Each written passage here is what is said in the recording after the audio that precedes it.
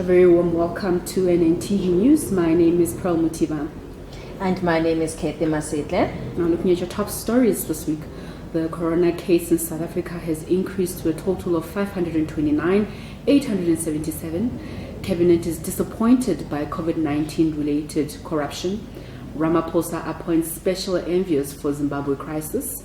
And KwaZulu-Natal is said to have more COVID-19 infections than the Western Cape. And Esma Khashole says the COVID-19 related corruption must be investigated. And the matric students are going back to school as they will be joined by the grade 7 on the 11th of August.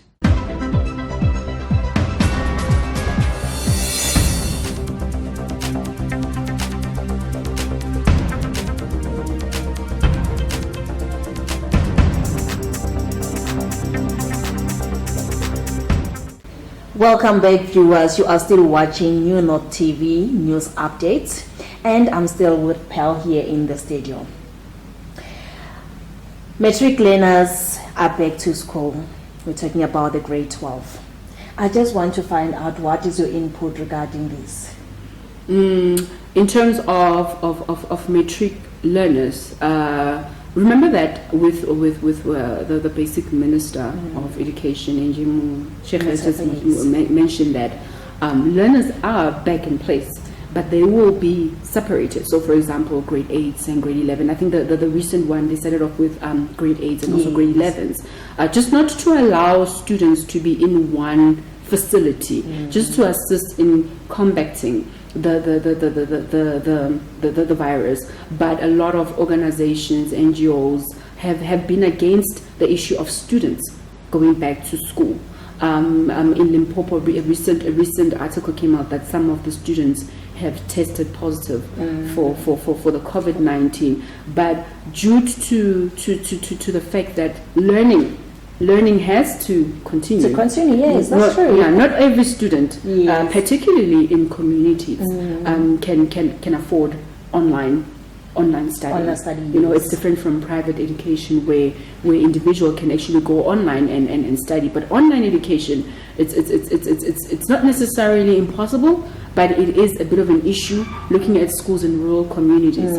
But more needs to be done so that we can combat infections. But how do we do that, Cathy? What more do we need to do? We need to have all the necessary materials, such as the sanitizer needs to be in place at school. But then remember, with us on the public schools, I can say they're still struggling with getting those hygiene stuff for sanitizing, the mask on, and the social distancing is still a problem in our environment, more especially when we're looking back to where we are in deep slot.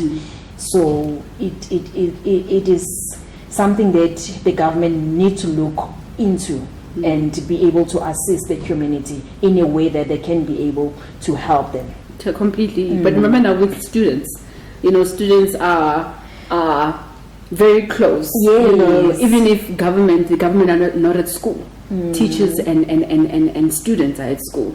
But you can send us your views. Let us know, how do we protect our children when they're at school? Yes. And the other thing, based on that, we even went to some of the schools just to find out how are they coping. We find that it is really hectic. Yeah. But then because of the education needs to continue, students need to go back to school, they are still surviving. True. Yeah. Very. And the other thing, I've been checking on our newspapers whereby the State Security Agency to conduct the lifestyle audit to on David Makura. Yeah.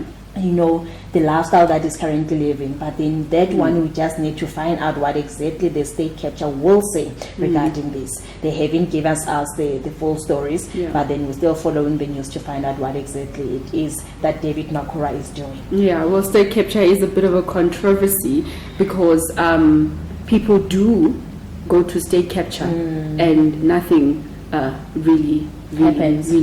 Now looking at our other news, the South African Social Security Agency, SASSA, says it's winning the fight against fraud following several successful arrests and sentences since working closely with law enforcement agencies, banks to nab fraudsters.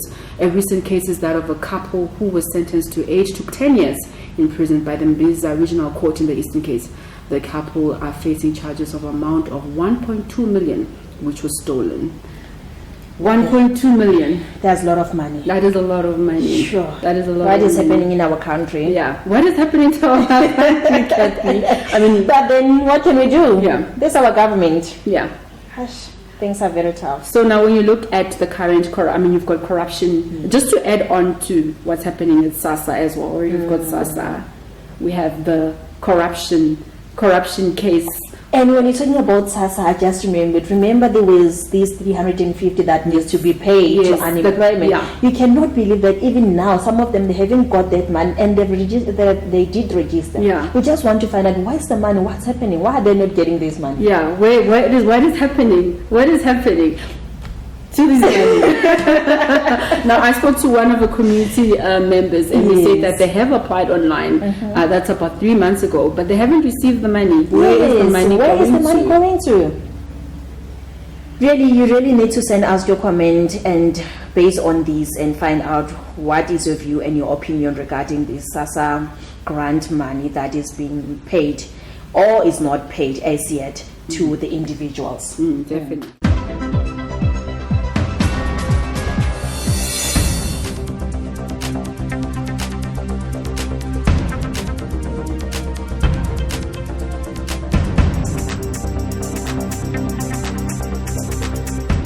Paul, tell us about the Zimbabwe, what is happening? Okay, so currently just linking that story, Cathy, very very quickly before I actually move over to the Zimbabwean current crisis, is that current cabinet is disappointed by the COVID-19 related corruption, theft of much needed resources. You know, according to a statement on Wednesday by the Correctional Service Minister Ronald Lamula, private companies, you know, including individuals of some of the ANC members, have actually benefited money. Yes, they did. They've benefited money, and money. The money that is coming in, the 68 million, the 500 billion, the 70 billion that we're hearing coming internationally, this was meant to aid South Africans, you know, into safety. The minister stated that criminal and immoral activities included inflating quoted prices.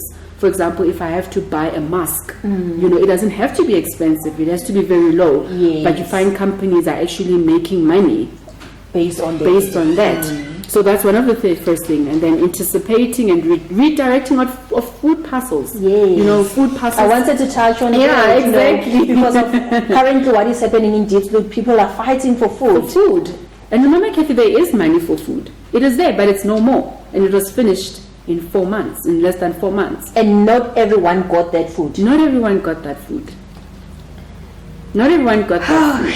So tell me, how does the coronavirus go down if the government is talking about social distancing and being at home? How do you stay home in an informal settlement, in a one-room informal settlement? And you don't have food. And you don't have food. Let us know how you survive. Let us know how you survive on our social media pages. If you are at home and you are currently staying in an informal settlement, let us know how you currently are surviving without substantial amount of support from the government. That's true. Yeah. Now looking at the Zimbabwe case, case at the moment, Zimbabwe President Emmerson Mnangagwa on Tuesday appointed his deputy Constancia Chingwane as the new health minister, tasking him with reforming a decaying health sector amid in the rise of the COVID-19 infection and strikes by health workers. Now, Chingwane replaces Obuda Moya, who was removed from the post last month, after allegations for corruption. In his new role, Chingwane will be required to stabilize, restructure, and reform the national healthcare system. Now, Cathy, still on Zimbabwe, the economic freedom fight has joined many voices expressing their support for Zimbabweans after recently protests in the country due to the fact that the state has a continuous increase of corruptions, and also the country is continuing a slumping economy. Now the government has denounced protests so that individuals, communities should not protest against state corruption, against the fact that a lot of healthcare workers, including members of the community, don't have enough health working gear. There's not enough equipment to ensure that Zimbabweans' lives are safe. The EFF has threatened not only to express their views, but also to close down the Zimbabwe embassy. And you heard what they said regarding, they say that now we thought that now we have another president, it will be much better because of now Mugabe was busy, was not taking care of our people's rights. But then now we thought things will be different, but it's still as if we're still going back to the same problem. Now, exactly. So how does our government then assist? How does our government assist African countries? It is not only South Africa. There's also Zimbabwe. There's also Gambia, where the coronavirus is also increasing. There's also Congo. There's also other countries. How do we then assist? And how can we assist other countries who else we cannot assist our own country so far? Exactly. Now, the President, Cyril Ramaphosa, has recently appointed former Speaker of Parliament, Baleka Mbete, and former Safety and Security Minister, Sidney Mafumadi, as special envoys to the Zimbabwe crisis. This follows after Zimbabwe President Emmerson Mnangagwa launched a crackdown on a planned nationwide protest on the 31st of July. Is this enough? Is this enough to send two people for a massive... Can you imagine? Two individuals for such a massive... And what are they going to do? How are they going to assist, really? Exactly. So let us know. Let us know on social media what other measures can be taken to assist Zimbabwe. What other measures can be done to assist Zimbabwe during this very difficult period. Please let those comments come in on our social media platform, and then we'll be able to review them and then come back to you. Thank you so much.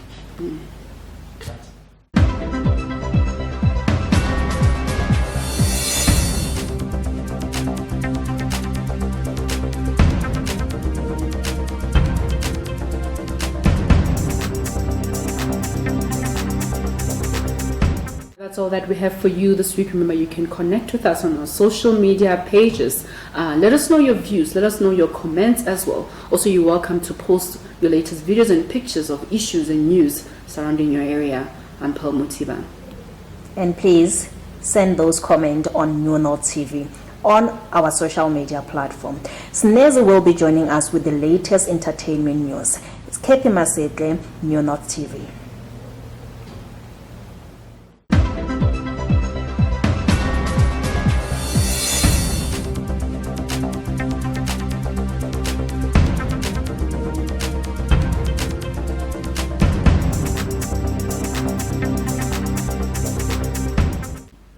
Hey, it's Nezi Stories Phakathi Inside with your latest entertainment news.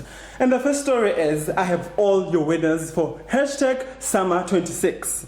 The Best Collaboration Award went to KO featuring Nandi Ngoma for Say You Will. The Best of Africa Award went to Davido for his album A Good Time. The Best Male Award went to Prince KB. The Ndlovu Youth Choir took home the Best International Achievement Award, while DJ Tira took home the Best Kwaito album for his album Ikehani. The Best Newcomer went to Ami Faku, while Mlino the vocalist took home the best-selling album for his album Emakaya, while the Best Hip Hop album went to Yanga for his album Becoming a Pop Star. Joya Celebration took home the award for Best DVD, while the late Don Chada was presented with the Lifetime Achievement Award. The next story is, Zahara is accused of breaking level 3 lockdown rules. So guys, apparently there was a huge gathering at her house with more than 50 guests. We know that this is not allowed, and apparently guests went to the extent of lifting the gate of its hinges just to gain access to the premises. Guys, please don't do this. If you have to have gatherings, please make sure that it's less than 50 people. If you have to go out, wear your mask, sanitize, protect yourself, and protect others. And in true #Women's Month style, our very own Basisana Kumalo makes it on the list of 2020 list of most reputable Africans, being the only South African on the list. So please, kudos to the Queen. That's it, guys, for entertainment news. Please do follow us on all our social media platforms. We're going to be there for you. Thank you.